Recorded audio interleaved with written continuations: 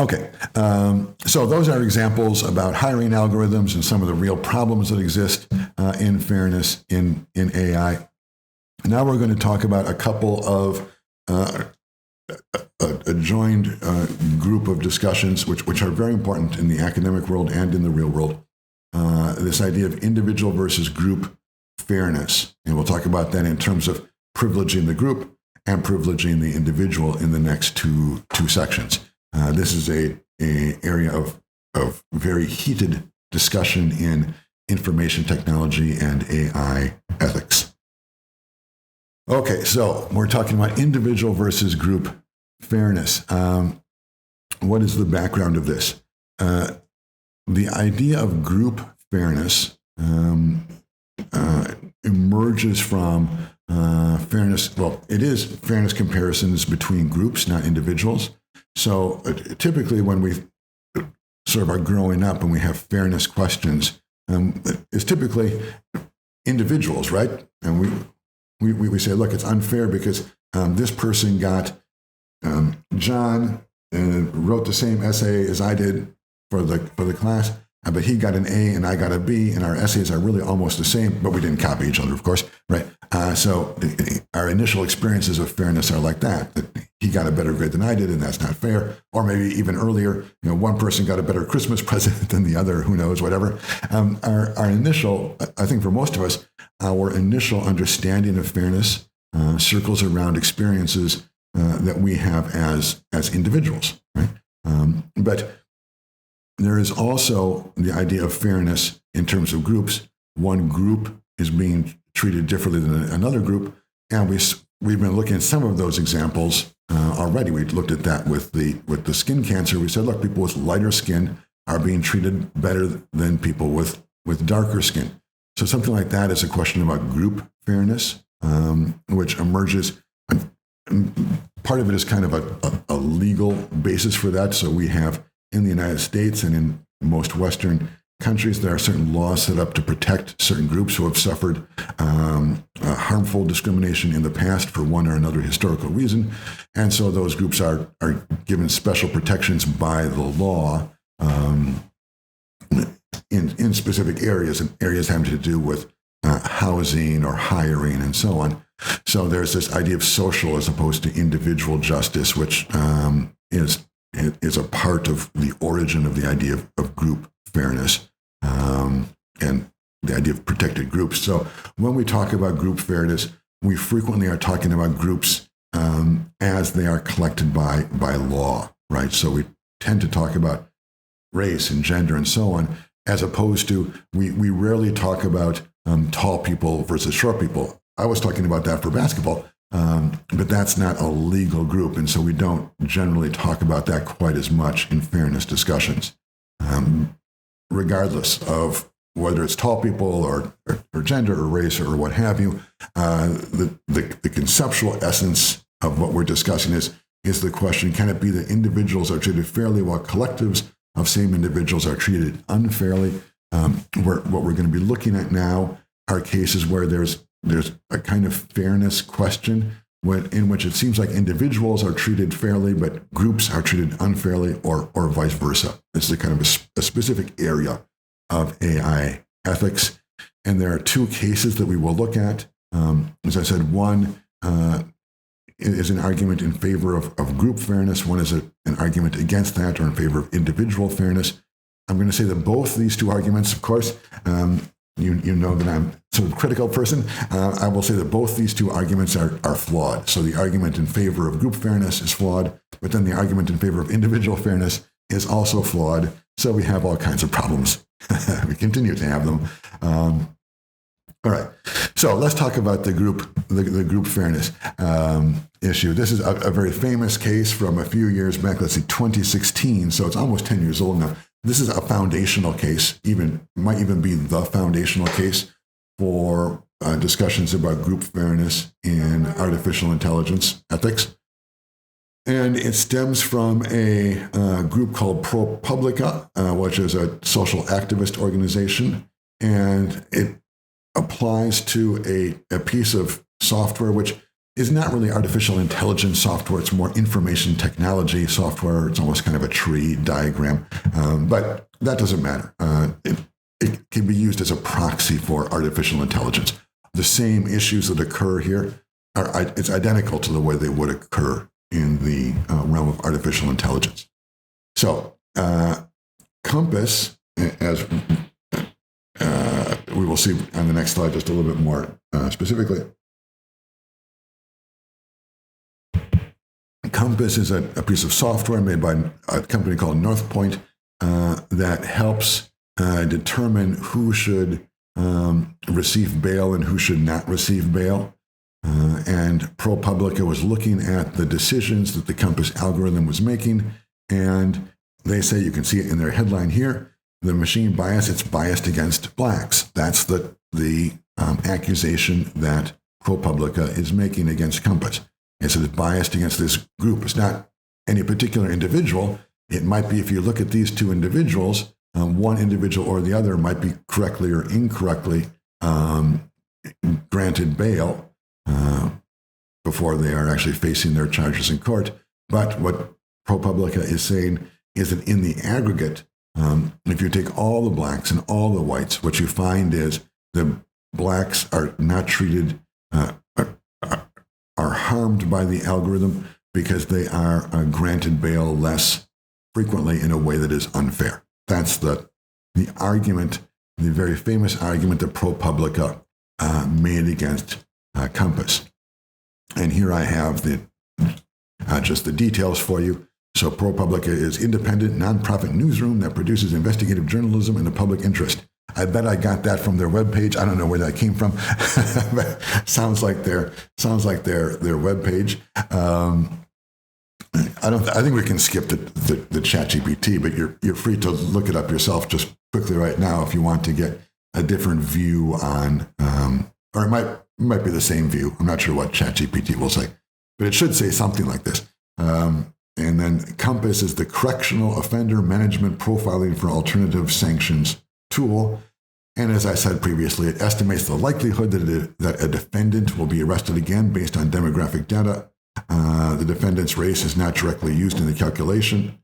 So what's going on is the people are being arrested, right? So in this case, both these two people were arrested for crimes. Let's just say they were arrested for stealing cars, let's just say. Two guys are arrested on the same day on opposite sides of town for stealing cars, come to the judge, and the judge has to make a decision about whether they will be granted bail, meaning do they go to jail or do they go home? If they are granted bail, they can put in some money and go home and then come back when it's time for their trial. And if they're found guilty of stealing the car, then presumably they go to jail. And if they're found not guilty, then they are free. All that is good for bail. The problem with if someone is not granted bail, the problem is that then they sit in jail and wait for their trial. And then if they are found not guilty, well, then they were in jail. Everyone agrees about this. This is not part of the dilemma. If someone is not granted bail and they sit in jail and then they are found not guilty of the crime, well, this is clearly unjust. You're not supposed to sit in jail for a crime you did not commit, right? Everyone agrees about that. So there is clear potential for unjust behavior here. And so it's important when you're making decisions about who gets bail and who does not get bail that you make the best decisions possible first. And it's also important that you not be making decisions that are biased against one group or another. And this is important. We don't want people in our society to go to jail for no reason. So we want to devote resources to making sure that that occurrence is minimized. And what the Compass is part of those resources, right? What Compass does is it provides data which helps judges to determine whether the bail should be granted. And I say this is high stakes because it seems to me it's high stakes. We don't want people to be going to jail for no reason. So that's what the correctional offender management profiling for alternative sanctions does. And then you might ask, well, how does it work? How does the Compass system work? This is how it works. This is the kind of data the Compass uses to predict recidivism, right? The possibility that the person who's been charged with the crime will go commit another crime if released on bail. These are questions that the Compass algorithm uses. These are just some of the questions. There are many questions, but these give an idea of the kinds of information that is used. So criminal history, including severity of offenses, number of past convictions, time since last offense. That makes a lot of, that seems sensible to me, at least. I mean, if someone has never committed a crime, if someone my age has never committed a crime, and suddenly the police storm in and take me to the judge and say, look, Brusseau stole the car. And I say, no, I didn't. Look, I'm in my mid-50s. I've never stolen anything. You can check yourself. There's no record. It seems like, a judge is going to say in that case, well, yeah, I mean, it's pretty possible that the police made a mistake here. I mean, he's never stolen anything before. Seems like it. Whereas by contrast, if the next person up has been stealing cars, has been stealing 10 cars a year for the last 20 years, there's no guarantee, right? I mean, of course, it's possible that I did steal the car and the next guy didn't. It's possible. But any reasonable judge is going to say, look, if John Jones has been stealing 10 cars a year for the last 10 years and he just got picked up again, it seems possible that, yeah, he was actually stealing the car again. If James Brusseau has never stolen a car ever and he's picked up and he insists he's innocent, maybe we should give this guy the benefit of the doubt and let him do bail and go home. Makes sense, right? Of course, just one data point is never enough, but that's one data point. Demographic information, including age and gender. So people who are older, again, tend to, this is just factually true. If you look, people who are older tend to commit less crimes than people who are younger. Men commit more crimes than women. These are just factually true. Education and employment history. If someone has been unemployed for a long time and they're stealing food from a grocery store, that tells you something. Someone who has a good job and makes plenty of money, and they say, look, I didn't steal food from the grocery store.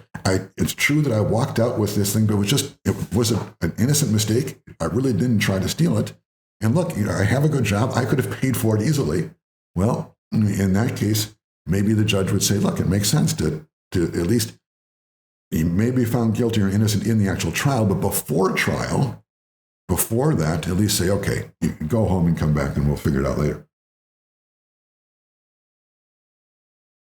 Okay, substance abuse. I mean, are they high all the time? Mental health, are they insane? Insane people do commit more crimes. It's just true. Social history. These are all things, and you can add many more things to the list. These are all correspondences that exist significantly that correspond significantly with recidivism.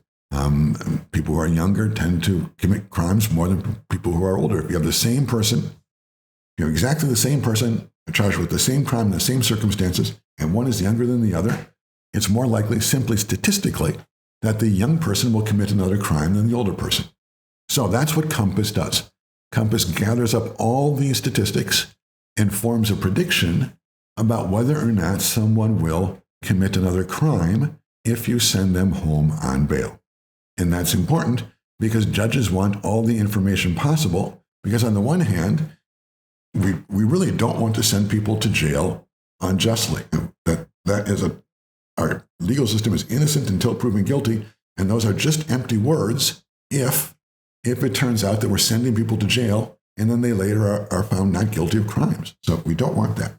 On the other hand, when people, the citizens out there are counting on the judges and the police and so on to keep them safe from criminals. So if someone, is constantly stealing cars and they come in again, it seems reasonable for the judge to say, look, I have to think about the citizenry also and the fact that you are constantly stealing cars, and so I'm going to hold you in jail until your trial. So that's the position of judges, and Compass helps them make that decision between the rights of the individual charged person who's not a criminal, but the person who's charged of being a criminal, accused of being a criminal, and the citizens out there. Now, with all that, a lot of stuff, in the background, let's look at what ProPublica was talking about. Here's what ProPublica was talking about. They went to Florida, Broward County, which is near Miami. It's a part of Miami. And they looked at everybody who was in jail, and they got some interesting results, which you see presented here for you in graphic form. They found the following disparities between white and black. Now, before talking about this, I want to say one thing quickly. Their findings required having 4 sets of data points. They needed people who, white people and black people who were charged with a crime, who would commit crimes if released, and white and black people charged with a crime who would not commit crimes if released. Now, if someone is released on bail, then you can find out whether or not they would commit another crime, because they would either get arrested again or not. Or at least, I mean, it's not perfect, because sometimes you get away with crime, but just leaving the details out.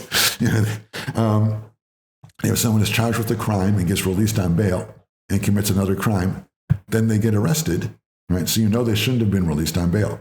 But on the other side, it's problematic, because if someone is not released on bail, if they're held in jail, you have no way of determining factually whether they would have committed another crime if released. It's called a counterfactual, right?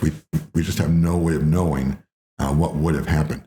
So to do this analysis, ProPublica used common statistical methods to estimate who would have and who would not have committed a crime had they been released. And they did that by looking at what happened if they were held in jail, and then they went to jail for a certain amount of time, and then they were released. Then did they commit more crimes again after that, right? So they used that later data to go back and predict, or rather to fill in the blanks about what would have happened had they been released on bail. Now, is that perfect? No, it's not. But it's a statistical tool that people more or less accept, and that we are going to accept just for the basis of our discussion, just accept as a way of talking about this general problem. It may be that we should look again at whether or not those, and of course it's important that those approximations be correct.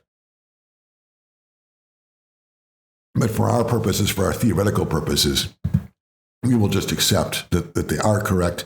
And so therefore we can get a data set which includes, with estimated numbers, but we will take them as true, which includes true and false positives. That is, all those who were predicted to commit another crime who actually would have gone on to commit another crime and would not have gone on to commit another crime. And then also true and false negatives. That is, all those who were predicted to not commit another crime who in fact would not have committed another crime or would have committed another crime.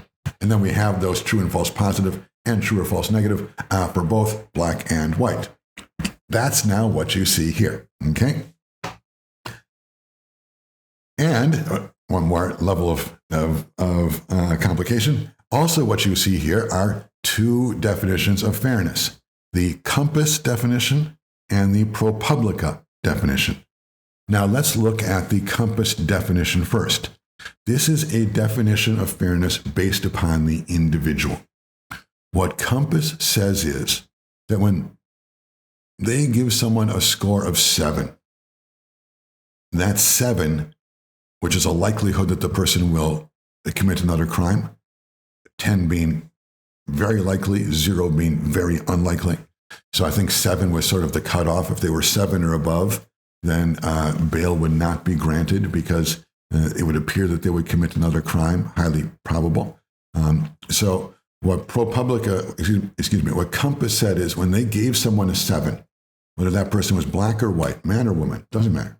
If they got a 7, then the chances that they would commit another crime would be let's just say 70% or higher. When you employ that logic, what you get in jail is just what you see on the graph with the compass group. You have the people who were jailed before trial, and in that group you have some people who would have committed another crime and some people who would not have committed another crime. Again, this is where the estimates are, but let's just go with it. And you can see that between black and white, the proportions are about equal. They are because everyone is graded individually. Right? The number of mistakes that are made for the black population are about the same as the number of mistakes made for the white population. And then similarly, too, for those who are recommended to be freed before trial, most of those would not have committed another crime, but some actually did. And this is true data, right? Because we know that they were caught. And here again, you see that it's more or less that it's more, in that case also, it's the proportions are more or less the same. So you can see that what Compass says is the machine works equally well. It's fair because it works equally well for white or blacks. If it gives someone a 7, then the chance that that person will commit another crime, if they're not sent to jail, is pretty good. And it's the same chance whether it's black or white.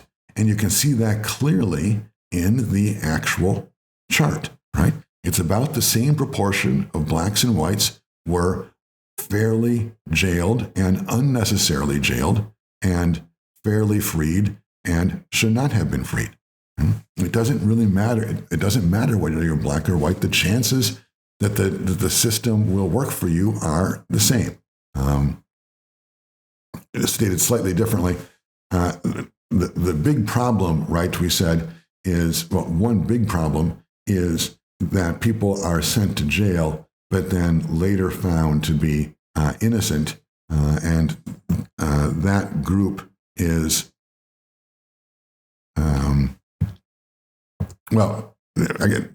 that the potential for that group is on the right side in that lighter color, because those are people who were jailed but did not commit another crime. Now, they might have been found guilty of the crime they were charged with, but at least in the time they were jailed before then, it was unfair because they were jailed without being found guilty of a crime, and they would not have committed another crime had they gone home. So Compass stands behind what they do. They say, look, it's perfectly fair. It doesn't matter whether you're black or white. If we give you a 7, the chances are high you will commit a crime, and we gave 7s. Right? The score works equally well for black and white. ProPublica took a different position. ProPublica said we should not think in terms of individuals. Instead, we should think in terms of groups, blacks and whites. That's this group fairness part. And then they make a second decision too. They said we should concentrate on the worst possible scenario.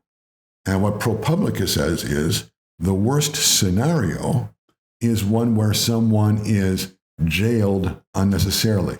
That is, they are put in prison even though they would not have committed another crime.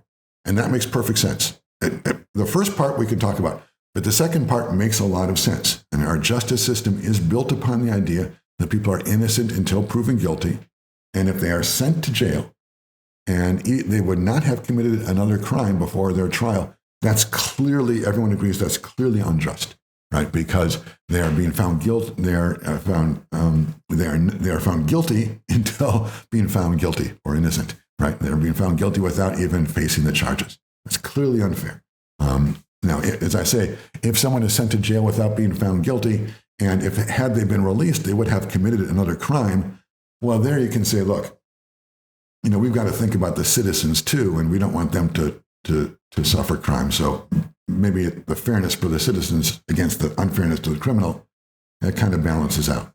But again, the case where someone is sent to jail and they would not have committed another crime, everyone agrees that's unfair. That's a big unfair thing in our society. And that's where ProPublica focused their attention. So that's why what they say is fair is something like what occurs on the right side of this of this diagram. Or what for me is, I'm not sure which side it's going to be when all this is made, but on the ProPublica side, you see that as against the whole population, the number of people who are unnecessarily jailed is the same, not proportionally the same, just the same for blacks and whites. And they say we should think in terms of equality and inequality. We should think in terms of groups, not the number of blacks and whites, but just blacks and whites. And the size of that population, or the amount, the number of blacks and whites that are guilty and innocent should be equal. The number of blacks and whites who are unnecessarily jailed, that is, they're sent to jail, denied bond, but would not have committed another crime, that number should be equal. Now, there are a lot of problems with this, but you can see how at least a mindset could be generated to think this way. If you think, one, that what really matters, the worst thing, is this being unnecessarily jailed, one. And then two, you say we're going to think not in terms of individuals, but in terms of groups. Then it follows to say, look, the groups gathered into this bad area of unnecessarily jailed, those numbers should be equal. And that's fair. Now you can see when you do that, though, what happens is, on the other side, the number of people who are released and go on to commit crimes, you can see how that falls out. The proportions do not match up there, and there are many more blacks than whites, both numerically and proportionately, who are released and then commit crimes. ProPublica did not look at that. ProPublica said we will only look at this one side. Now, most people think that ProPublica was wrong, simply because you're not supposed to just look at one side. You're supposed to look at the whole thing. But that is their argument. And what is significant about their argument is this idea of group fairness. Right? It's the idea that we should think in terms of groups and not individuals when we talk about fairness. And then an important point here is one of the sources of support for the ProPublica position is the idea of historical racial unfairness. ProPublica says, look, historically, racially, blacks have been treated unfairly within the justice system in Broward County, Florida, and therefore, maybe if you push them, then maybe there is this problem of those who are released. But again, ProPublica says when you concentrate on that one area of those who are unnecessarily jailed, in that one area, given the historical background, we should make sure that blacks numerically do not suffer more than whites. So that's their notion of fairness. And if you want to see that discussion a little bit by a real computer scientist, here is you can look this up on YouTube, tutorial 21 definitions of fairness and their politics. And go to about this part, 13 minutes, 53 seconds. This is from a conference presentation. And the case that I just gave you is discussed by this computer scientist. And this person defends ProPublica. I don't think this person fully understands. He should have taken a course like this. He doesn't understand exactly what fairness is. But he manages to, I think he doesn't understand the other side of the equation, the people who are released. But he does understand this side, the recommendation jail before trial, and he does take this idea. You can see here, things look very different when analyzed from the perspective of the defendants, particularly those wrongly classified as future criminals.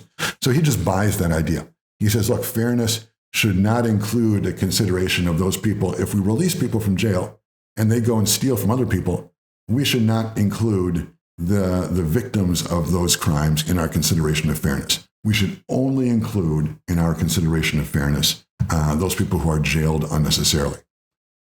That doesn't make a lot of sense to me. I don't think he understood what he was doing. And maybe ProPublica did not understand it either. But you can, at least on the edge, make that case, right? You can say, look, in our justice system,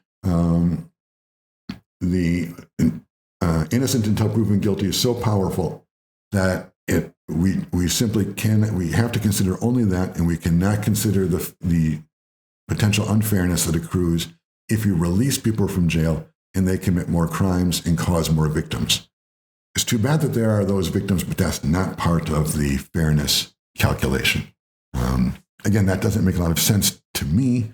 And most people who look at this agree with me that this approach does not make a lot of sense, but you can make it, and it's part of what happens in the area of group fairness. Right? In group fairness, you tend to take specific groups and say, look, we're only going to pay attention to this group in this situation, and we're not going to pay attention to anything else. So he says, look, in his case, we're only going to look at the group of defendants who were wrongly classified as future criminals.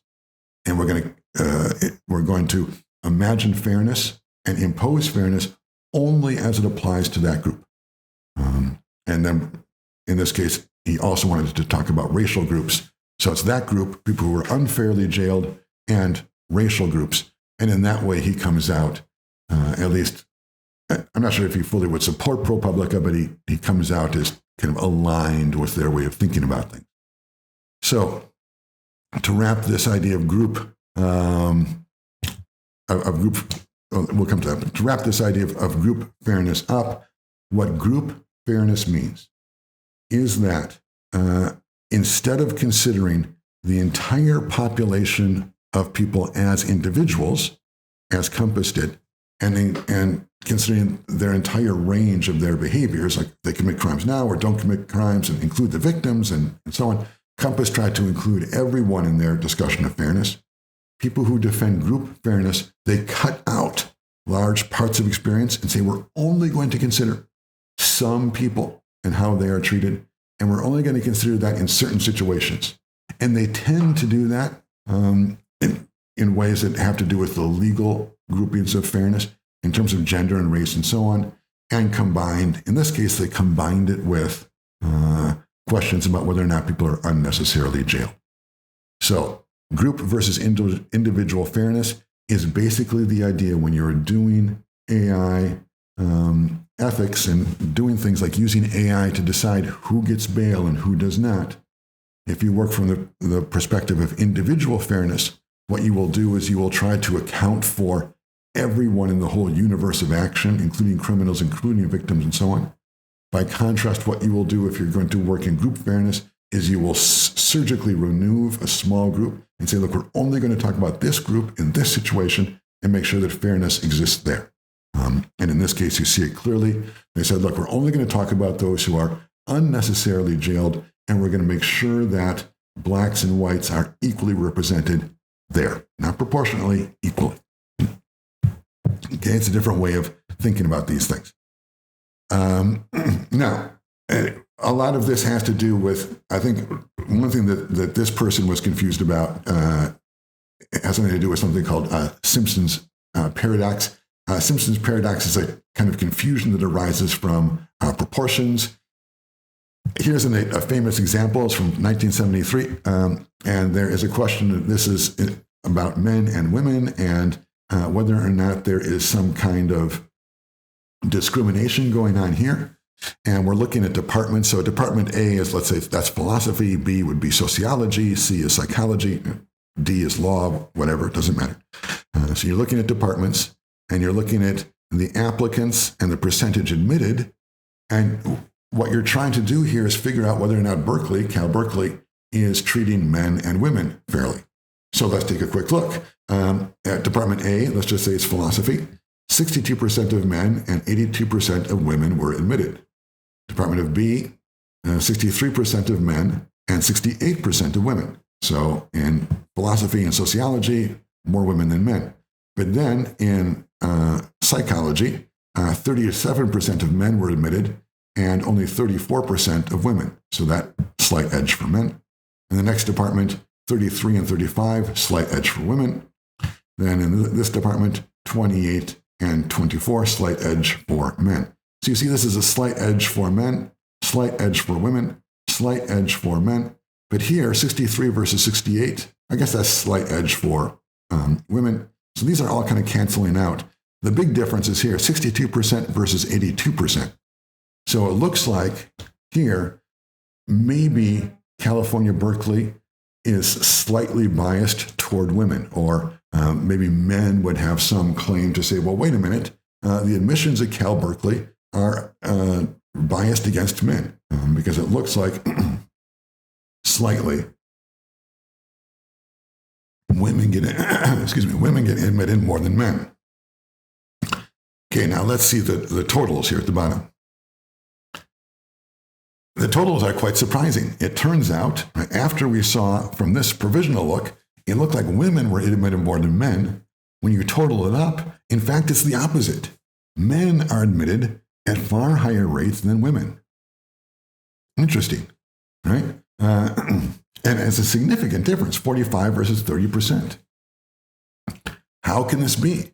How can it be that when you look at the individual departments, it's like women by a lot, women by a little, men by a little, women by a little, men by a little, women by a little, that's a tie, women by a little. So it looks like it's women are better off, but then the results are men by a lot. How did that happen? Well, the way that happened is that if you look at the number of applicants in Department A, which had a very high admissions percentage, 62% for men versus these others, which are 6%, 28%, 38%, 34, 35, 35. In the department which had the easiest admissions,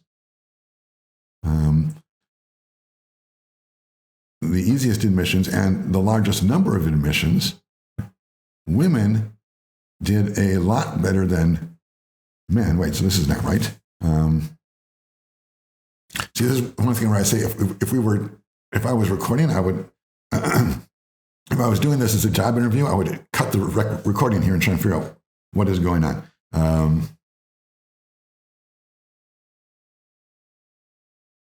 Right, it's the opposite. Okay, right.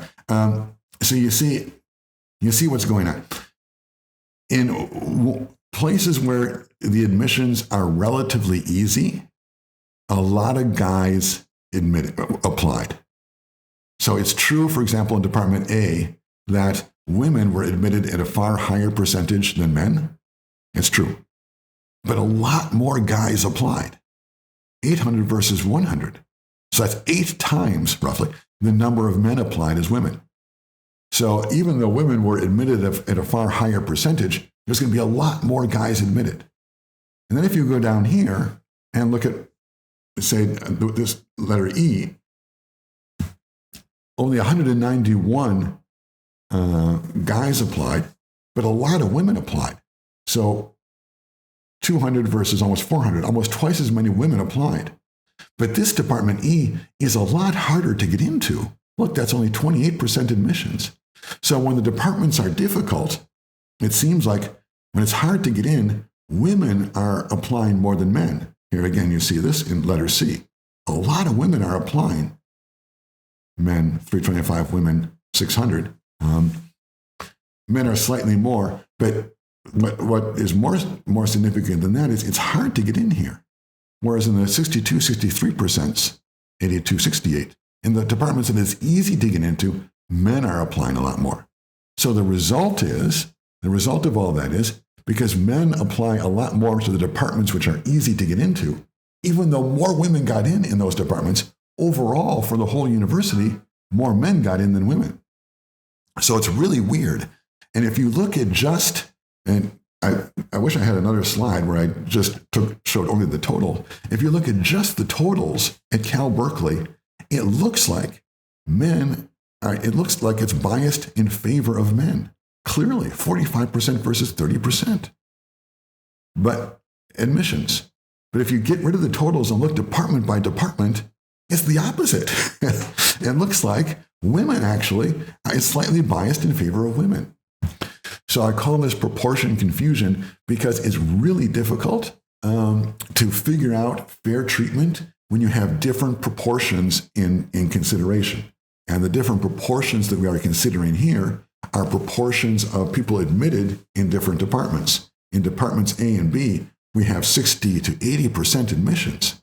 That's one proportion, which is really different than Department F, which is 6 and 7% admission.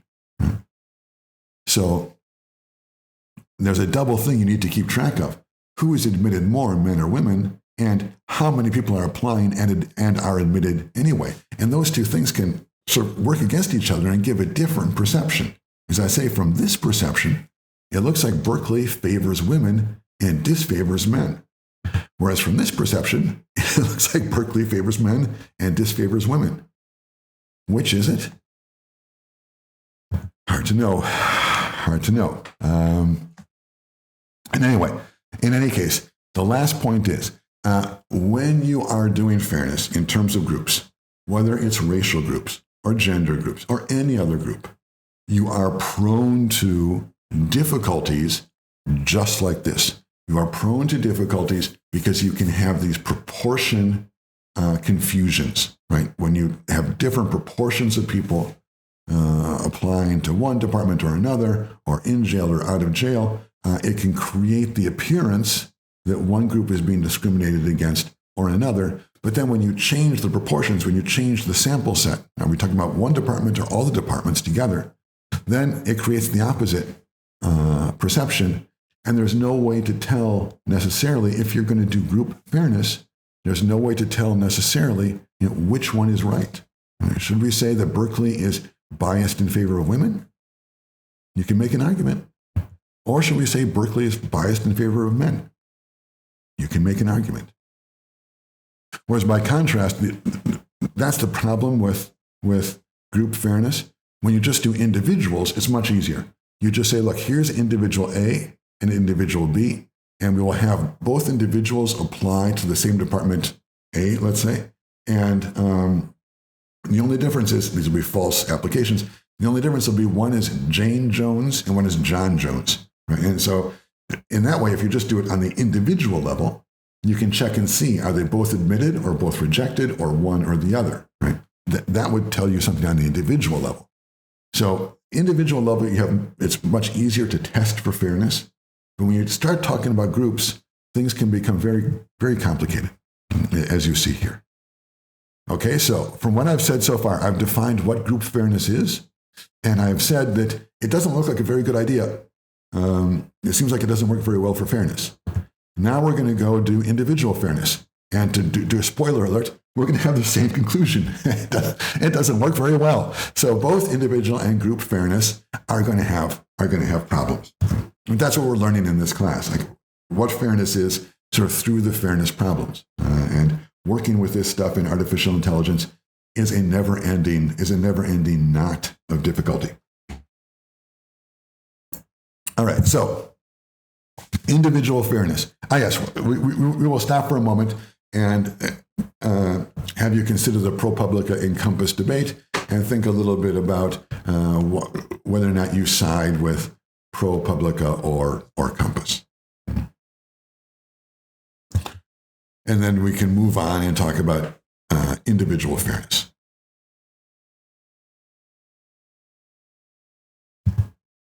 Okay, our case for individual fairness as against group fairness is going to focus on an insurance company called Lemonade. They solve fairness problems, and fairness problems are the ones we've seen this entire way through. Skin cancer and breast cancer and who goes to jail and who goes home and all that stuff, and genders, males and female, and race, black and white, and so on. They solve all that mess by saying, look, we're going to go for radical individuality. Instead of balancing collective differences, we are going to distribute for individual characteristics, meaning we are just not going to consider whether or not blacks or whites or men and women, how they as a group are affected by our insurance. Specifically, they're going to be talking in this case about religion. So it's Jews and Gentiles in this case, but it's the same thing. Black, white, Jews, Gentile, male, female, etc. Doesn't matter. What they're going to say is, look, the solution, I'm not sure it's a good solution, but the solution, and it does solve some problems. The solution to the problems we have been looking at up to now is radical individuality. Just get rid of all group considerations. No, we don't even worry about people are male or female or black or white or Jews or Gentiles. We only care about each individual and how he or she is treated. And what they say, this is from Lemonade's own blog, what they say is the history of insurance it goes in 3 phases. One, the first phase is that everyone just gets the same rate, right? So when you're buying insurance, let's say you're buying insurance for your apartment, everyone who owns an apartment pays the same insurance rate. In the second stage, people's rates depend upon groups, right? And so here you might be thinking of maybe geographic groups. So people whose apartments are right next to the ocean, their insurance rates are higher because the possibility of hurricanes is higher, and that will come through and blow out everything in the apartment. And so insurance will have to replace all the furniture and things. So in level 2, instead of everyone paying the same amount, people are broken up into groups. And as I say, in the case of insurance, one group might be people who live on the coast versus people who live inland. And the people on the coast pay more for renter's insurance than the people inland. And the reason they do is because the people on the coast are more likely to suffer from hurricane damage and so more likely to need to collect on the insurance. In step 3, and this is what Lemonade is about, this is what the company serves to exist to serve this ideal. In level 3, artificial intelligence, according to Lemonade, will allow for insurance charges to be distributed on the individual level. And that, as I say, is going to erase all of the problems we have been seeing up to now in this session. Okay, so radical individuality. We don't care anymore about groups. Don't care about men and women, live on the coast, not live on the coast, age, religion, none of that stuff matters. Just you as an individual. And then, so just very quickly, I think I've given most of this background now, but so Lemonade is an insurance company. They're based here in New York City. What they specialize in is New York City kind of things like renter's insurance. So people who are renting an apartment do not need to insure the building. Like if something happens to the building, they don't care since they don't own it. But if something happens to the building, it might ruin their sofa and destroy their TV. So they do want insurance for that. And so what Lemonade offers is that kind of insurance. Insurance for apartments. I think they also have insurance for pets and some other things. But renters insurance is their main focus. It's where they try to use artificial intelligence to create insurance premiums which perform better. Right? People pay less and get better service. That's the idea. And they do it with artificial intelligence. That's their business. Okay. So this is from the blog, the same blog from which this picture came, which describes this idea of radical individuality in insurance. Here's the textual argument. So this is a blog entry from the company, and this is the company CEO whose name is escaping me. But he says, let's say I'm Jewish.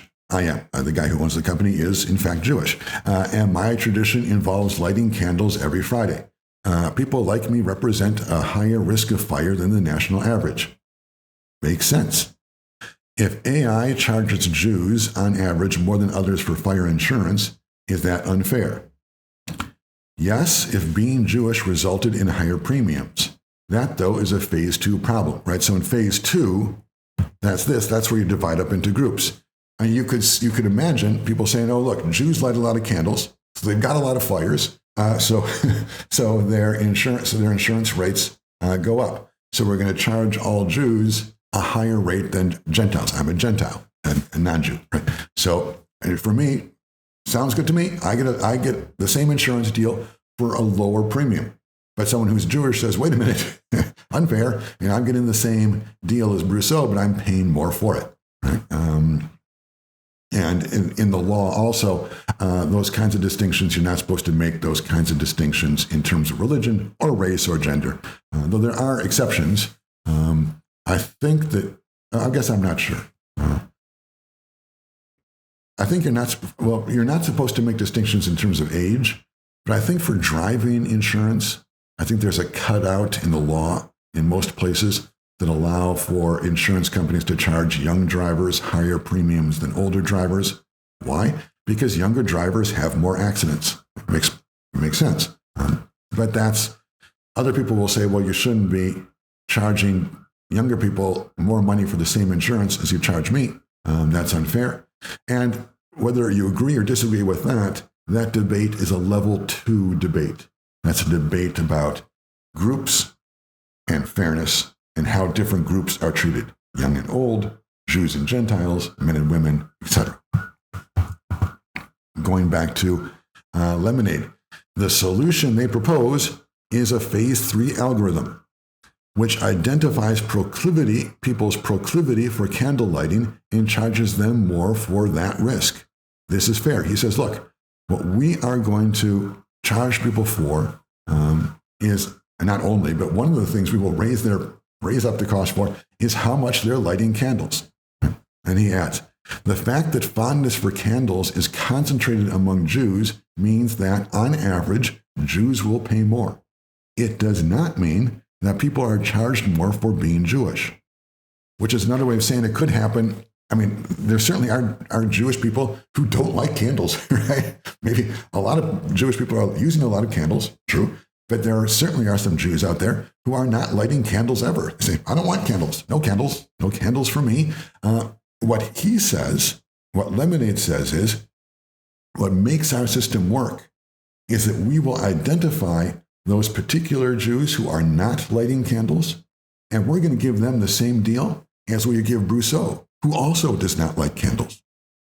But all those many other Jews who are lighting candles a lot, they get the bad deal. They get charged more for their insurance. And when you're looking at that from a distance, what you're going to see is, according to the Lemonade guy, what you're going to see is it looks like Jews are being charged more than Gentiles for lighting candles. That's what it looks like. But it's not true. Let me go back again. It looks like Jews are being charged more than Gentiles for their apartment renters insurance. But it's not true. People who are lighting candles are being charged more, not Jews. And lighting candles is an individual choice that you make regardless of what particular religious group you happen to belong to. Now, it may be, as he says, look, as it turns out, a lot of Jews are lighting candles. So it looks like Jews are getting a bad deal from Lemonade. And the guy who owns it is Jewish. But he says, that's not really what's happening. What's happening is every individual, and AI has the power to get the data to arrange this. Every individual is being charged for their personal risk.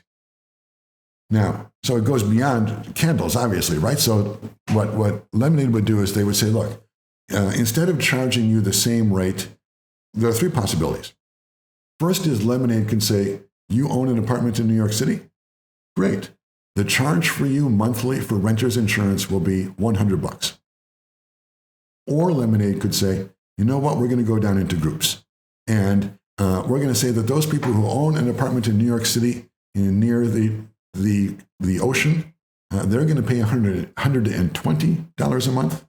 And the people who are inland, they will pay $100 a month. So now you have groups. That's the level 2. The level 3 is we are going to look at every single apartment individually and ask what is the risk that items, the sofas, the television in that department will require insurance expenditure. That is, what are the chances that the sofa in that apartment will have to be replaced? Maybe it will be a hurricane that waterlogs it and ruins it. Maybe it will be a theft. Maybe it will be a fire because someone's candle dropped and started the place on fire. All of those factors, or this is what Lemonade seeks. Lemonade seeks to take account of all of those factors and create a risk profile for that one apartment so that everyone pays specifically for the amount of risk that they have. So no one is charged anything extra for being Jewish, because being Jewish, it doesn't make any difference. But if you happen to like candles a lot, now you're in trouble. Now you have to pay extra. Just like someone would say, if you live near the coast, you would pay extra. So that's the Lemonade argument for individuality. They say, we no longer need to worry about whether legally protected groups are being treated fairly or unfairly. And we no longer need to worry about groups in general, whether it's legally protected or not, men or women, or Jews and Gentiles, or tall or short, or people with curly hair or straight hair. None of it makes any difference anymore. There is no group consideration in fairness. And we should never be measuring, according to this logic, we should never be measuring how well the insurance functions for one group against another, because that doesn't matter. We should only be measuring how well the AI insurance allows us to accurately represent the true risk that, let's say, James Brusseau represents, and charges him the insurance premium that corresponds with that risk. And we don't compare it with anyone else except on that single measure, which is called a loss ratio. That is, for insurance to work, they have to make money, right? So the chances for every $100 that I pay them in premiums, what has to work out over the long term is that they would pay in compensation for fire damage or so on. They would pay, I'm just making this up, but they would pay 90 cents. So they have a 10 cent profit on their, in their business. Otherwise, they go out of business, right? But the main idea for artificial intelligence is this sense that what AI does is it equalizes insurance risk, in this case, equalizes insurance risk radically on the individual. And that's only possible with the kind of information technology, big data resources, and big data tools that we have today. It's going to allow us to say that every individual should exist with more or less the same loss ratio. That is, everyone should be paying in money, in premium, a little bit above what the actual cost is of their risk. So if, as I say, if the actual prediction is that I will cost the company $900 in damages over the course of my time with them, then they have to make sure they collect $1,000 in premium. Now this, it should be noted, this is the exact same logic that Compass used in the Compass ProPublica case. That's what Compass said. Compass said we should evaluate, we should predict the degree to which the likelihood that someone will go to jail on the individual level. We don't make a prediction for all blacks or all young blacks or all whites or something like that. We look at every individual and give that person a score. And when we give that person a score, say a 7, the chances that that person, individual, will commit a crime is, let's just say, 70%. And it doesn't matter whether they're black or white or what have you. It's only on the level of the individual. That same mentality that the North Point Compass people had, that's the same mentality that's working here in insurance. Everyone pays a little bit more in insurance premium than their actual risk. And then what happens in the real world, right? What happens in the real world is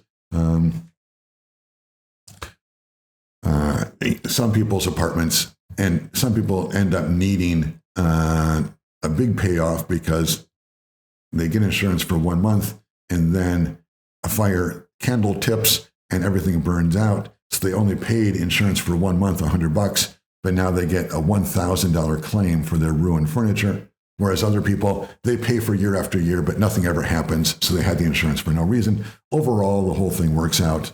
If the insurance company is doing it correctly, it works out so the company makes a profit. But again, what's important for Lemonade is this idea that the risk evaluation is attached radically to each individual. It's not about a group. You're not charged more or less for being a Jewish or non-Jewish. You are charged more or less for your individual choice of burning candles.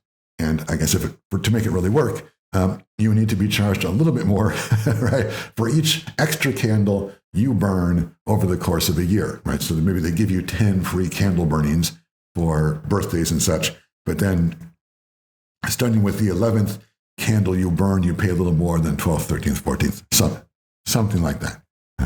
So that's the positive case for Lemonade.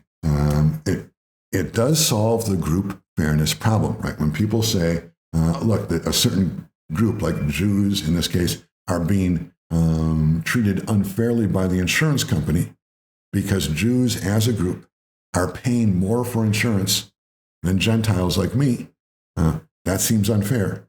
What he responds is, it's not fair or unfair. It doesn't matter. No one is being charged more or less for being Jewish.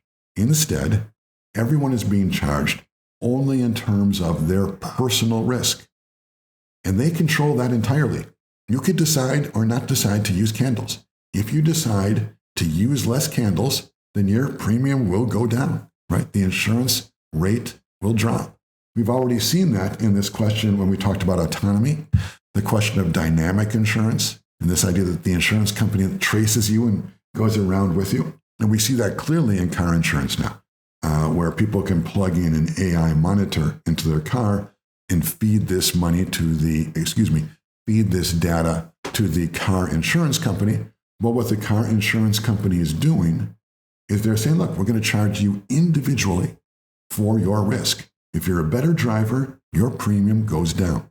That's the same thing he is saying, this Lemonade guy is saying for housing insurance. I'm just going to charge you as a person. You're in control. If you want lower premiums, burn less candles. Up to you. If you want to burn more candles, great. Be my guest.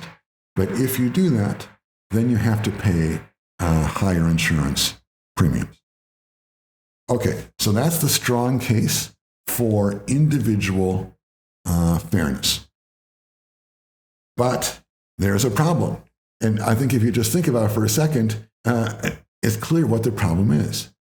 The whole idea of insurance is that you share risk.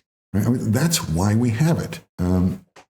Some people, for example, some people are more prone to accidents, health accidents, breaking a leg than other people. As it happens,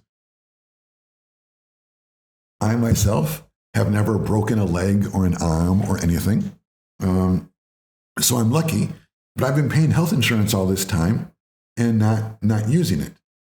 Now, that perturbs me a little bit because health insurance is very expensive.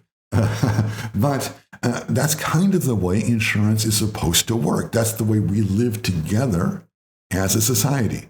We all pay in a little bit and then constantly. And then when something bad happens, that money flows to the person who had the bad luck of breaking their arm or their leg. Now, it might happen, and I think it does from my sort of experience. It seems like some people have worse luck than others at breaking their arms and legs. And maybe we would say, like someone like this, like the Lemonade person would say, look, Brusseau, you never break an arm and a leg. So you know what? I'm going to bring your insurance costs down. Now, that sounds good to me, but doesn't that, again, ruin the point? I mean, isn't the point of insurance that we all do something together to help us all live together more safely? It's true, some people get shafted, some people get a better benefit. I'm one of the ones who's gotten shafted on broken limbs so far.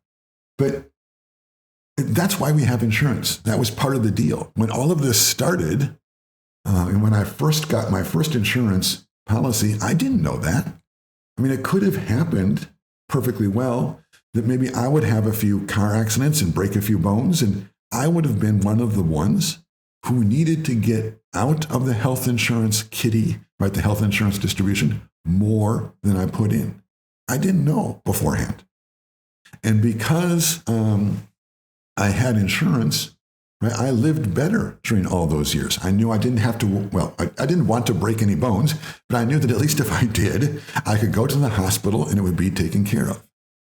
Now, all these years later on, I mean, if I could go back in time, right, would I have been better off to just say, forget insurance, not going to pay it? Yep, I would have. I would be a lot better off. But that's not what insurance is. Insurance is supposed to be a way that we pool our risk so that all of us live better together. It seems to me that what the fairness guy is doing is he's saying, look, we're going to use AI to predict very well that Brusseau, guess what? Good news for you. You're probably not going to break any bones. This is what the data tells us. So you pay a very little health insurance premium. I say, great. But the person who's predicted to break a lot of bones, and maybe does break a lot of bones, their health insurance premiums are going to be almost as much as the cost of their health care. And again, doesn't that ruin the whole point? I mean, isn't the point, going back to the start, that we pool our risk as a group and we live together as a group better because we share this risk together? I mean, isn't that why it all got started? I mean, in some sense, it seems to me that you can make the case that the fairest insurance is not the one that's most personalized, where every one of us as individuals pays precisely the amount of risk that we represent. So I pay less insurance for breaking a bone, but I pay more insurance for skin cancer, right? Because I'm as a light-skinned person, I'm highly vulnerable to skin cancer. It seems like you could make the case that instead of all of those fine little distinctions, maybe we're better off with, maybe it's fair, not better off. Maybe it's fairer to say that what we should do is just have everyone pay the same amount for health insurance, and then everyone gets the same benefit out. Maybe health insurance is one of those areas where instead of going for radical individualism, we should go for the radical group, meaning we're all part of one single group. We all pay the same amount. We all get the same potential benefit, even though some individuals end up collecting more and some less. I don't know. That's a decision you will have to make. What I wanted to do is define for you what group fairness is and what individual fairness is, and then say that, look, the reason we debate these two things is because it's not necessarily clear which one is more fair. People argue for one side or argue for the other, but strong arguments can be made for both sides. It could be that in the world of artificial intelligence, we should lean toward group fairness, understanding how people are treated in terms of the groups in which we associate them. And maybe the group is just one big group, everyone. Or maybe it's racial groups or age groups or something else on one side. Or maybe it is that with this new technology of data and algorithms and big data, the harvesting of big data about everyone, maybe it is that in this new era, the fairest thing to do will be to tilt toward radical individualism in insurance and in other ways, in predictions about jail and so on. It is not clear. But why don't you take 5 minutes to think about this question about whether insurance should be about individuals or groups, and if about groups, should it be one group or many groups, and what the groups should be. And maybe if it's different for health insurance and for jobs. There's a lot to think about there. But just take some time to kind of think for yourself about some of those questions and kind of outline some of those thoughts.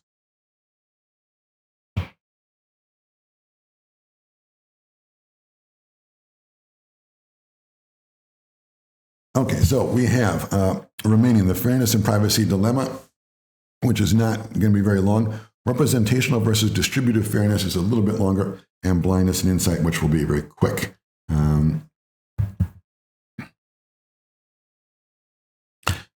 Actually, we skipped that slide of the fairness and privacy dilemma. But I can just tell you what it is. I'm not sure where the slide went, but I will tell you what the fairness and privacy dilemma is. In order to be fair, write this down on the privacy and fairness slide. Fairness plus privacy slide. I'll fill that in. Or maybe I won't, because actually it's just easy just to explain. Let me just explain it. It's really straightforward and simple.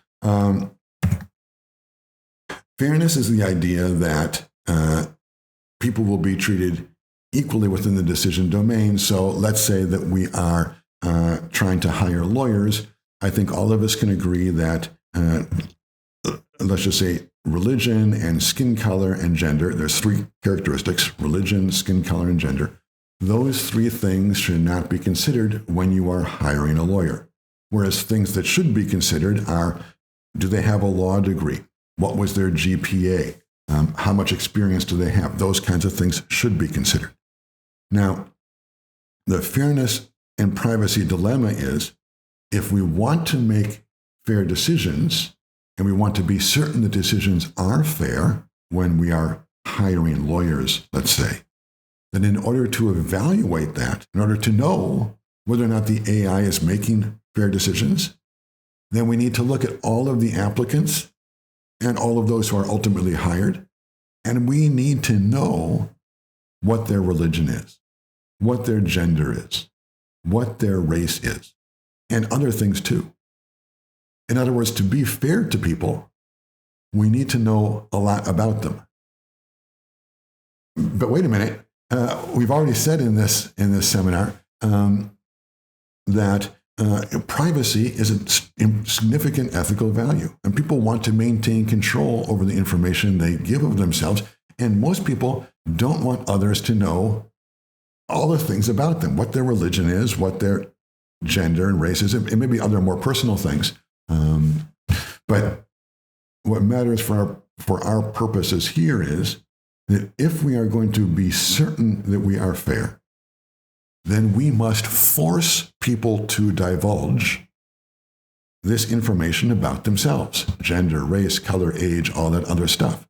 We see this actually in many hiring things. They do ask at the end, in hiring things in many kinds of forms that we fill out, they ask at the end about our race and age and so on.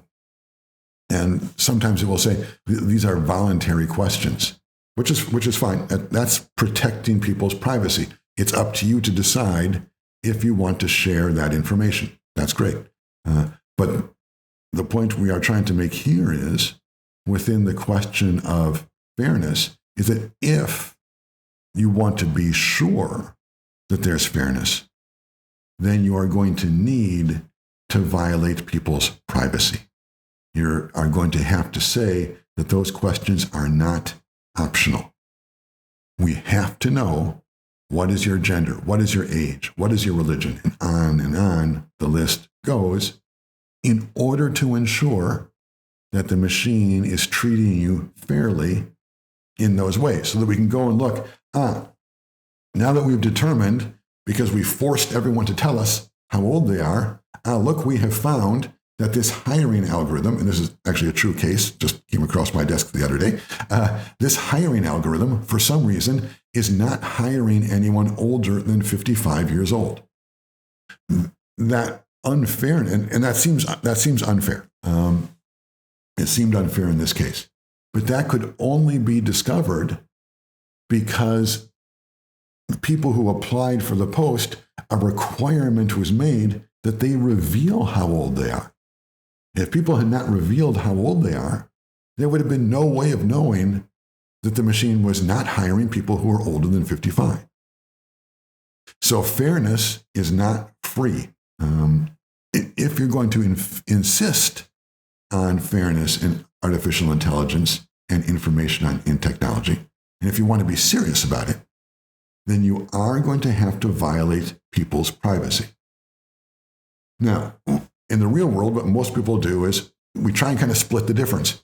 We say, look, hopefully enough people will voluntarily provide information about themselves, their gender, age, and so on, for us to then look at the results of artificial intelligence processes and draw pretty decent conclusions about whether or not they are fair. Are these machines arbitrarily cutting off consideration of people who are older than 55? We don't want that. That's unfair.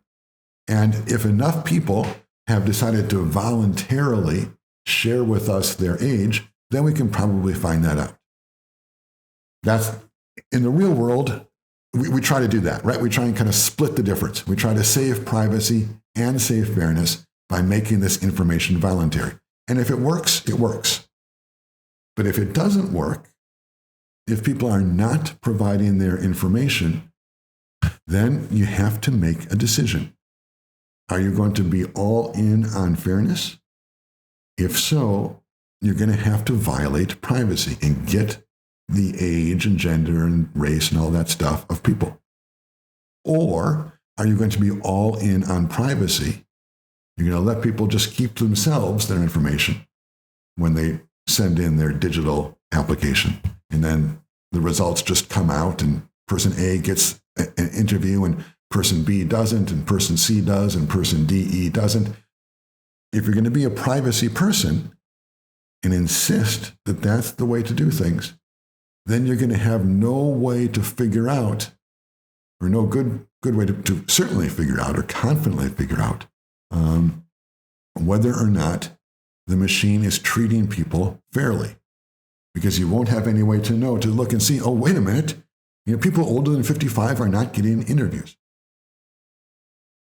So you have to make the fairness and privacy dilemma is this idea that you need to make a decision about which of those two is worth more. Theoretically. In practice, that's the dilemma. You've got to decide one or the other.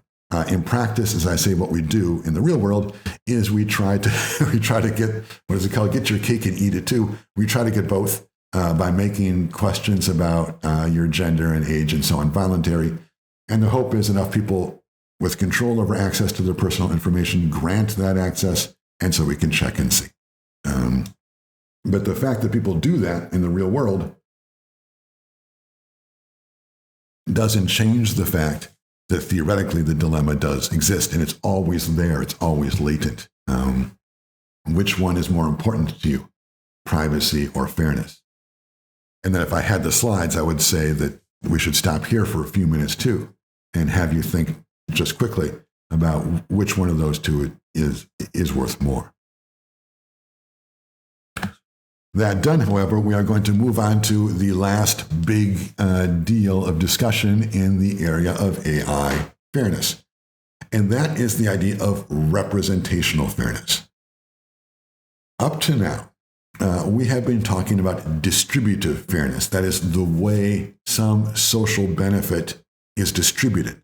In the case of skin cancer, we were talking about healthcare AI capacities. Like, how is that distributed? Are these capacities distributed in terms of people's vulnerability? That is, higher vulnerability equals you get the higher level of quality treatment, and lower vulnerability equals lower treatment? Or should the treatment levels be distributed in terms of race, where we say, look, regardless of your race, you should get an equal level of accuracy in your AI diagnostic treatment? And we've seen the same thing in terms of men and women in breast cancer, right?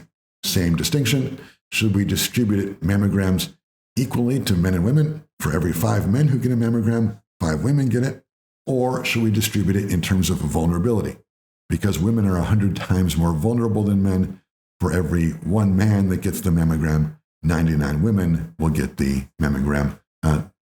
How should these benefits be distributed? That's distributive fairness. Representational fairness is a little bit different.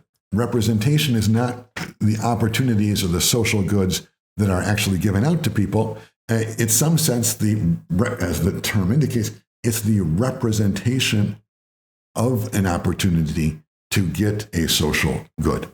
And a classic case comes from 2018, it's almost the foundational case for the idea of representational fairness. It comes from the Google search, just the Google search engine. The Google CEO search means you just type the word CEO into the Google search engine, hit return, and then hit images. And what comes up? Well, what comes up is this picture you see in front of you. You might notice that a lot of, I'm just kind of looking at it, all of them that I'm seeing are white men, maybe an Asian or two, but all of them that I'm seeing are white men, except one female, which is down here in the corner. That's not even a person. That's Barbie, right? So you have clearly here a sense that if someone is going to be looking at this representation of what it means to be a CEO, and you are a white guy like me, you're going to say, oh yeah, so that's what a CEO looks like.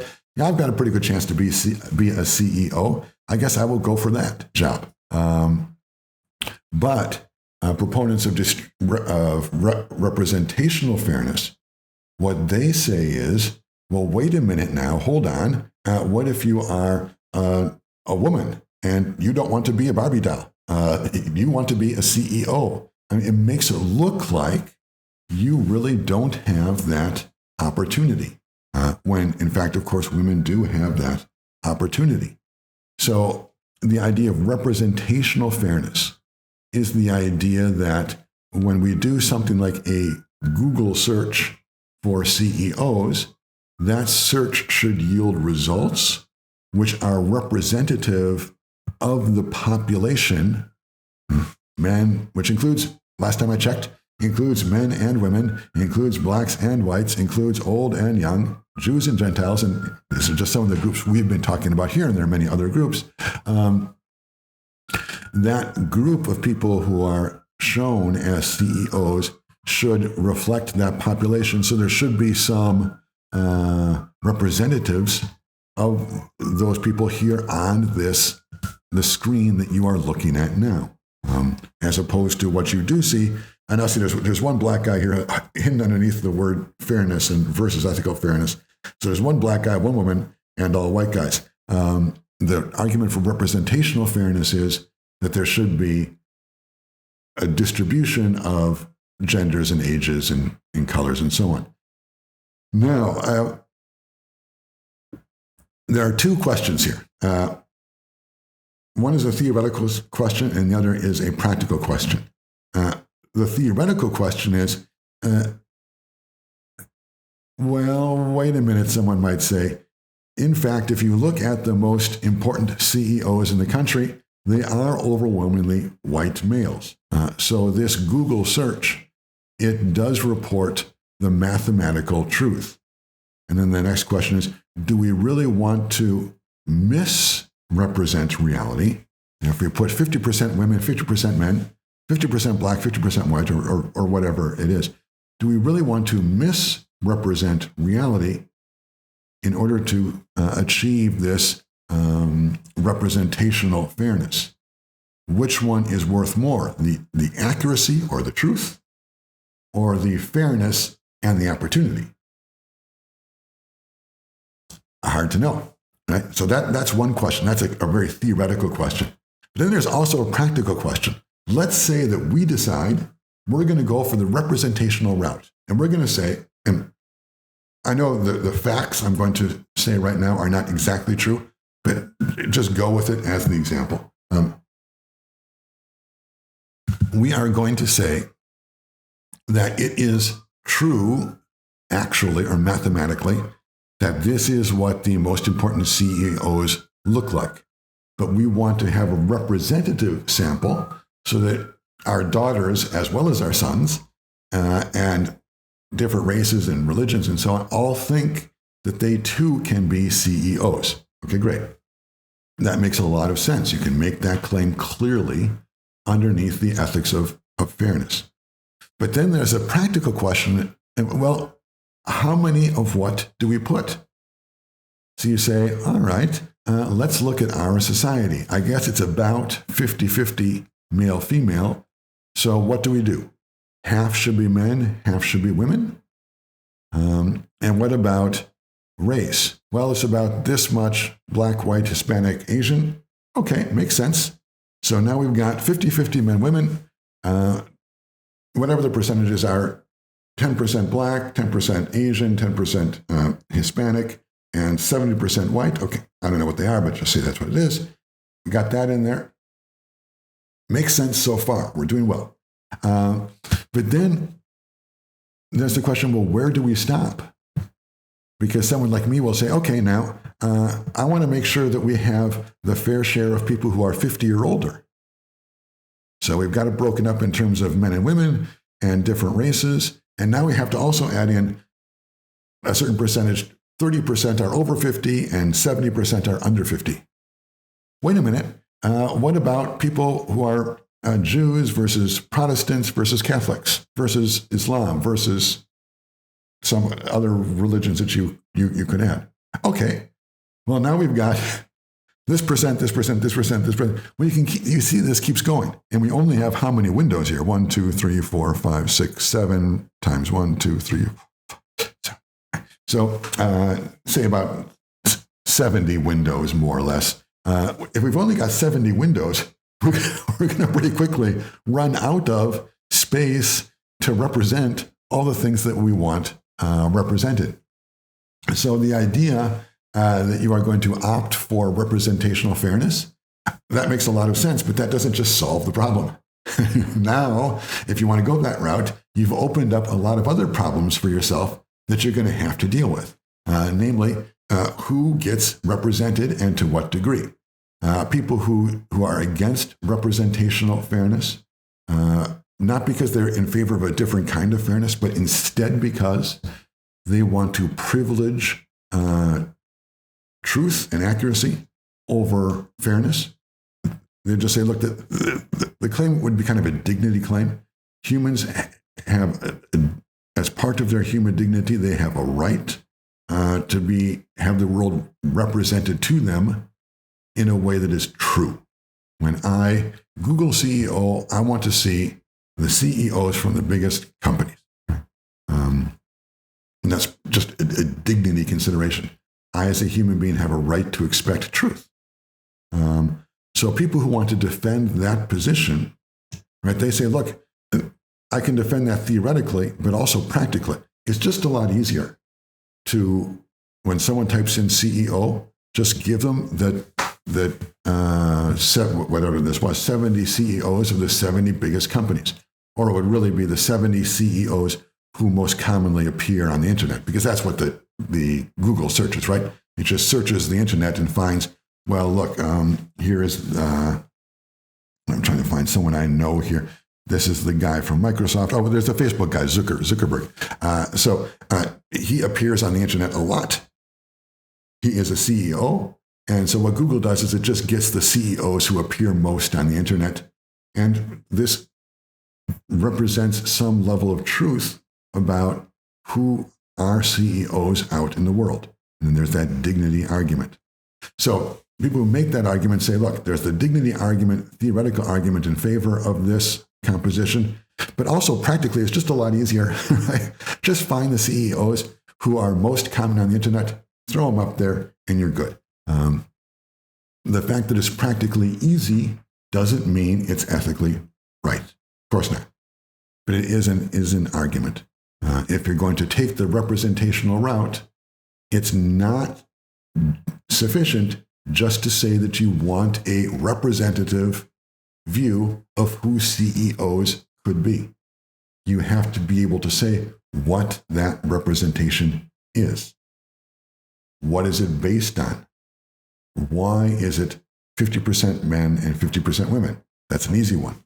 It's 50-50 because that's more or less what the population is. But later on, eventually, you're going to get to the point where someone is going to say, why is there no one represented who is above 50 and above 6 feet tall and has curly hair? And going to say, well, look, we can't represent everyone. Yeah, but you have to give a reason for that. So the question of representational fairness is both a theoretical and a practical question. Now, of course, the practical argument in favor of representational fairness is obvious. Just looking at this and sticking with the most simple case, this is all men. Many people have daughters. Anyone who has a daughter and who thinks that CEO is a good job, as a quick footnote, it might be the CEO with all this stress and stuff is a bad job. Maybe you don't want that. But let's just take for the case that you do want that. I mean, anyone who has a daughter, which is like half the parents, right? And that's the practical case. Half the parents are going to say, I want my daughter to have the same chances as my son. So that's the strong argument in favor of representational fairness, right? That the opportunities as we see them, opportunities should not just be distributed equally, but the possibility or the idea that the potential is there for them, that too, that representation of the possibility, that too should be distributed equally. And as I say, it's just a very strong argument for anyone who would have, for anyone who's a parent or anyone who has a brother or a sister, right? Unless you really don't like your sister or something, right? But for anyone that's in a family where there are boys and girls, the case for representational fairness when it comes to the CEO search is going to be just very obvious. But as I say, the fact that it's obvious doesn't mean it wins because it has a lot of problems. It means you're giving up truth, and then you've got to deal with all these practical problems. Another a common example of the representational fairness case is translation of things from one language to another. In many of the Romance languages, you may know if you've studied, nouns are gendered. So if you have a nurse in English, if I tell you, oh, there's a nurse over there, you don't necessarily know whether that is a man or a woman. But in Spanish and Italian, enfermera, infermiere, that's the Italian, if I pronounce it right. When you say nurse, right, you are saying, because of the gender of the noun, you are saying it's a male nurse or a female nurse. So it's curious. So if you have a book which is written in Italian, and the word is in the Italian it's infermiere, it's a male nurse. Do you translate that as male nurse or just nurse? Or going the other way, if in the English you're translating English word nurse into Italian, you have to translate it. That's the problem with Italian and Spanish. You have to translate it as woman or man. Well, how do you translate it? Anyone who's been to a hospital knows that more nurses are women than men.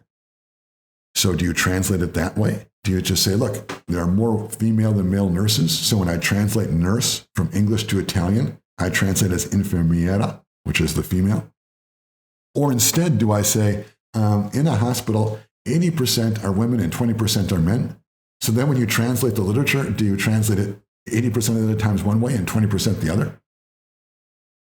Or do you say, look, I want to go in full representational fairness. I want to say for every job out there, it's translated or represented half the time as male and half the time as female. You can say that too. You can defend that case. But all of those cases, right, are imperfect. Again, mainly because it's hard to know exactly where. On the one hand, it's hard to know exactly where to draw the line. Like, how many times should I translate as female? And how many times as male? One side, and then on the other side, there's this worry that you're just lying to people, right? If you're going to make it 50-50 men and women, then you go into the hospital and you look and you say, no, it's not 50-50. It just isn't. So those are the two concerns about statistical fairness. It's not true, and then there's a practical decision about where you draw the lines. Good. And then the practical question, and I'm posing it here, is, okay, well, what should Google do? I mean, here's a real case. This is from 2018. Google's CEO search produced this image. It wasn't something they did intentionally, right? Their CEO search simply produced the list of CEOs that were most common on the internet. No one even thought about it. And certainly, everyone agrees, no one at Google was like trying to say we're going to discriminate against women. We don't want women CEOs. No, it wasn't like that. This is just what came up. But once it came up, once it was apparent, then you have to ask, should we do something about it? And if we do, well, what? What? And so I say that there are the two. There are the two questions, right? That are we willing to exchange? What are we willing to exchange for this fairness? Are we willing to not tell people the truth? And to what degree will we do that? So that the question about representational fairness is a real question that Google faced. And by the way, you can check for yourself. If you just right now surf away from this page and go to Google and search CEO, what you will find is they set it up to, I should have put that slide here, I did not. They set it up to be more balanced in gender and color and so on. But you can still get back to the old CEO by asking something kind of specific. If you ask for CEOs in northern Minnesota, it'll turn up like this again, because again, it's just that white males just appear much more frequently on the internet. And so the way that they got it to be more balanced was by forcing the image to change. But they did that on top of the search. Like they added it as kind of a guardrail. So we're going to change the results to make it more representational. So to wrap this up then, you can imagine you're hired by Google. You have this problem. All of a sudden, someone says, look, someone comes in, look, I have a daughter. I want my daughter, when she Googles CEO, I want her to see that she could be a CEO. That's fair. And I'm knocking on the door of Google, and I say, what are you guys going to do about it? So that's a real question that you could face, and that Google did face just a few years ago, right? 2018. So it's only 6 years ago that they faced that. And then here I'm showing, this is just some data for you to see. Actually, as it turns out, in most areas, the representation in internet searches of male and female, that's just a start. But at least in that one area, it turns out that you can see it from the line, it's actually pretty close to how they actually, men and women actually exist in the world. So when you have things like flight attendants, flight attendants are in fact overwhelmingly women. And what you find is that flight attendant, when you search, it normally is represented as a female, but there are many male flight attendants. And in fact, when you do the search, you do get a healthy number of males in there too. So someone who does the Google search for a flight attendant is going to get a picture which is more or less true. Now, you could say that representational fairness demands that when you Google flight attendant, you get 50% men and 50% women. You could say that. That's a fairness stand that can be supported just with the obvious argument that if you have a son and a daughter, you want them both to think equally that they could be flight attendants. So therefore, there should be an equal number of male and female flight attendants that come up on the search. Makes perfect sense. You could argue, by contrast, you want the search results to be true and also to at least represent the opportunity. And that's what happens with flight attendant. You get a little bit of both there. A true result also does, at least for male and female, produce some sense of opportunity for both genders. Okay, take 5 minutes to answer the question on the previous slide. I think that the question I would like you to think about is this Google one. Imagine it's 2018. You work at Google. Someone comes in and they're outraged. They says, look, I have a daughter. I want her to think she can be a CEO. What do you do? What do you do? And why?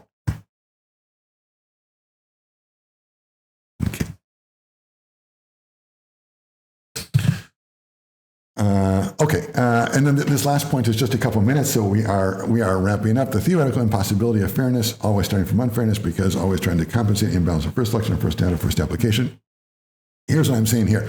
This goes back to the point I made at the start when I was arguing with my friend Vince Madai about, he was saying that we should not use the medical, skin cancer scanning AI until we're absolutely certain that it works for every race equally.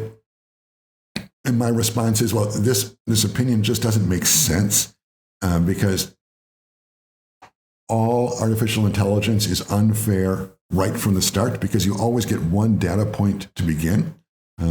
So the question I'm asking here is, well, everyone agrees that we should struggle to attain fairness. Right? The real question is, how much are we willing to give up for it? Because we can never get true and perfect fairness. Right? Maybe if we could get true and perfect fairness, then in that case, maybe we could consider just giving up everything for fairness, but we can't. Fairness is always going to be imperfect. It was born imperfect. It was born that way, right? Because you got that first data point, which is whites and not blacks, or men and not women, or what have you. It doesn't matter. It's always unfair. It always starts that way. So if we're never going to have perfect fairness, then there is this question, and we've been asking it all the way through this entire session. The question is, what are we willing to give up for it? How much of our personal privacy are we willing to give up for fairness in order to know, say, that hiring algorithms are not arbitrarily eliminating older people? How much truth are we willing to give up in order to be certain that our daughters have the same feeling of access to the role of CEO as our sons? These are the real questions that surround fairness. Everyone wants fairness, but it is imperfect, and we're going to have to give up some things to get it. And that's what we have discussed mainly in this session on the most abstract level. More specifically, what we have said is we have defined fairness as equals treated equally and unequals treated unequally within the decision domain. That's the Aristotelian definition. We've seen how that works with the basketball example, and we have talked about how difficult it can be to apply that definition flawlessly in the world of artificial intelligence and the kinds of questions that tend to arise. And finally, to conclude, the kinds of questions that tend to arise when we talk about fairness is, what are the considerations that we should try to be fair about? Again, for basketball, if we're choosing basketball players, we should consider height. But if we are considering lawyers, we should not consider height. However, right, the blurry case I put in there, what about managers?